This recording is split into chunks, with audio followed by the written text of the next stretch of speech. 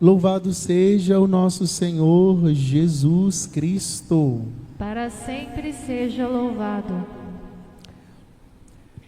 Queridos irmãos e irmãs, será que algum dia na sua vida você passou por alguma situação na qual você se percebeu deslocado?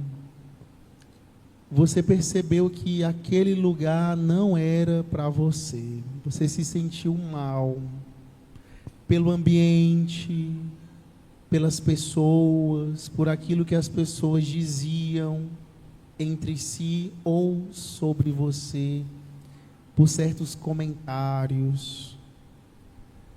Talvez boa parte de nós já tenha passado por uma situação desagradável como essa, de se sentir deslocado, humilhado, e passa pela sua cabeça: o que eu estou fazendo aqui?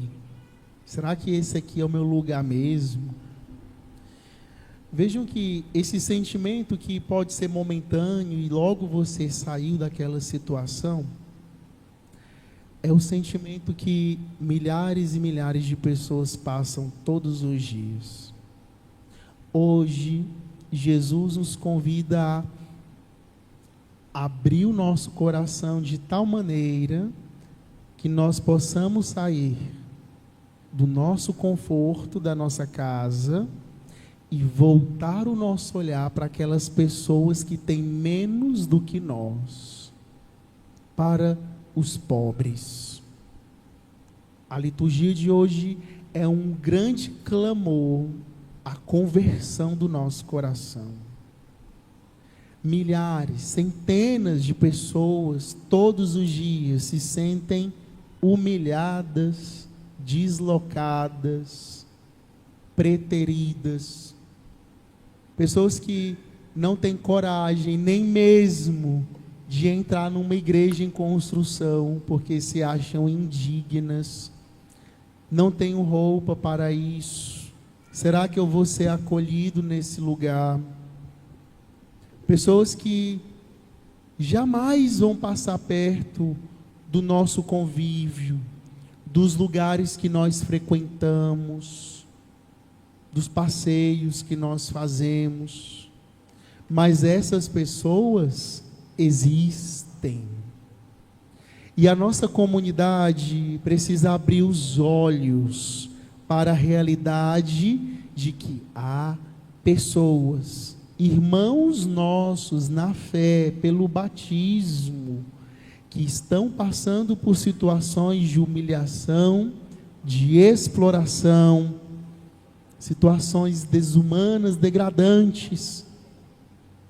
Veja a primeira leitura que nós escutamos, queridos.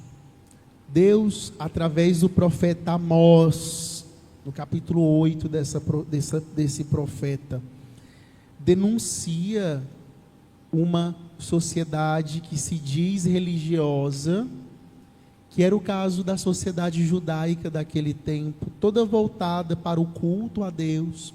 Amós denuncia: vocês louvam a Deus com as palavras, mas o coração de vocês é cheio de cobiça, e tudo que vocês querem é enriquecer à custa do pobre, e vocês usufruem do pobre.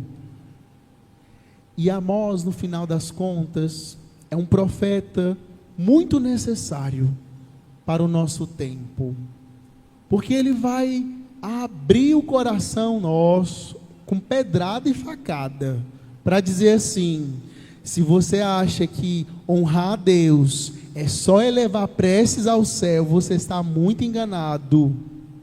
Porque se o teu coração é dado à cobiça, é dado à avareza, é dado ao acúmulo irrepreensível dos bens, você está muito longe de Deus e as suas preces não chegam até o céu. É isso que Amós está dizendo para nós hoje. É o que Jesus retoma no Evangelho. Você não pode servir a Deus e ao dinheiro. Você não pode ter um coração cheio de ganância e tornar todos aqueles que são diferentes de você ou têm menos posses que você, torná-los invisíveis, como se não existissem, como se fossem escória. Irmãos, quantas vezes nos discursos políticos nós ouvimos esse tipo de barbaridade, de que o pobre é pobre porque ele é preguiçoso, porque ele não presta, porque é ladrão. Vocês já escutaram esse tipo de discurso? Com certeza. Olha o que Timóteo, na segunda leitura, disse para nós hoje. Paulo, escrevendo a Timóteo, diz o seguinte: Timóteo, vamos começar a rezar pelos nossos governantes, porque eles estão demais, estão falando muita abobrinha, estão governando mal, estão explorando o pobre, transformando-os em massas de manobra, em curral.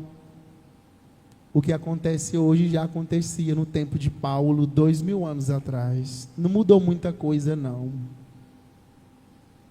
Vamos rezar pelos governantes para que eles se convertam e usem a autoridade que lhes foi concedida para que toda a nossa nação possa viver em paz, com tranquilidade e serenidade.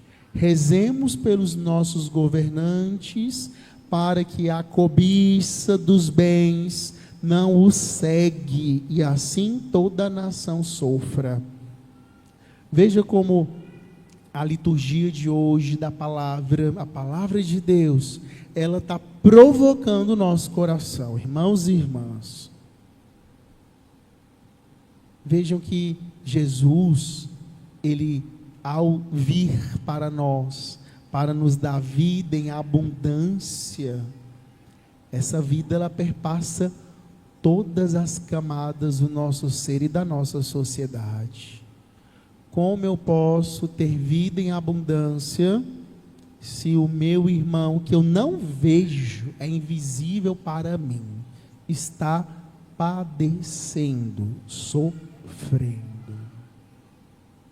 E aí entra a questão da fidelidade, irmãos e irmãs. A fidelidade de Deus para com o seu pobre, para com o seu povo, ela passa através da sua e da minha fidelidade. Nós cantamos o salmo de hoje em um tom de lamentação, e foi muito apropriado, apesar de que o refrão dizia: louvai o Senhor, vós todos. Aquilo era o clamor das pessoas que solicitam de Deus um respiro, e Deus responde: eu vou te alimentar, eu vou te ajudar. E como Deus faz isso? Como Deus alimenta o pobre? Deus alimenta o pobre através das mãos dos cristãos, da sua mão, da sua generosidade, do seu coração.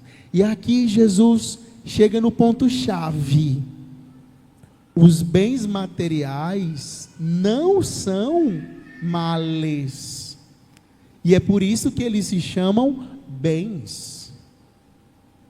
O mal é a ganância do coração humano em querer acumular desmedidamente, e assim você fecha o seu coração para as necessidades do outro. São João Crisóstomo, o grande bispo de Constantinopla do século V, vai dizer assim: se Deus permite que vocês, falando para a corte imperial, se Deus permite que vocês tenham bens materiais, é para que vocês possam fazer duas coisas: dar dignidade à sua família e socorrer os pobres. E assim a doutrina social da igreja se baseia nos valores do Evangelho. Se eu tenho, é porque eu preciso aprender a partilhar. É perdendo que se ganha.